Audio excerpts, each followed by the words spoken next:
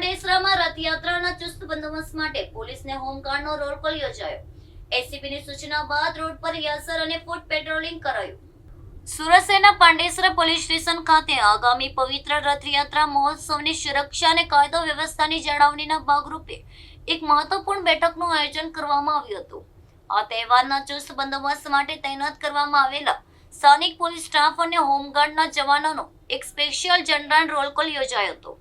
આ પ્રસંગે હાજર રહેલા એસીપી દ્વારા બંદોબસ્તમાં જોડાનાર તમામ જવાનોને ફરજ અંગેની અત્યંત જરૂરી ઝીણવટભરી સૂચનાઓ આપવામાં આવી હતી. તહેવાર દરમિયાન કોઈ પણ પ્રકારની અનિચ્છનીય ઘટના ન બને તે માટે પોલીસ તંત્ર દ્વારા રથયાત્રાના નિર્ધારિત રૂટ પર સુરક્ષા વ્યવસ્થાનું સઘન રિહર્સલ પણ કરવામાં આવ્યું હતું. કાયદો અને વ્યવસ્થાની સ્થિતિ વણસે નહીં તે માટે ઉચ્ચ અધિકારીઓની આગેવાનીમાં સમગ્ર સંવેદનશીલ વિસ્તારોમાં પોલીસ દ્વારા ફૂટ પેટ્રોલિંગ યોજવામાં આવ્યું હતું. આ ફૂટ પેટ્રોલિંગનો મુખ્ય ઉદ્દેશ સ્થાનિક રહીશોમાં સુરક્ષાની ભાવના મજબૂત કરવાનો અને અસામાજિક તત્વોમાં પોલીસનો ડર પેદા કરવાનો હતો. શાંતિપૂર્ણ વાતાવરણમાં ભક્તિભાવપૂર્વક રથયાત્રા સંપન્ન થાય તે માટે પાંડેસરા પોલીસ એક્શન મોડમાં આવી ગઈ છે.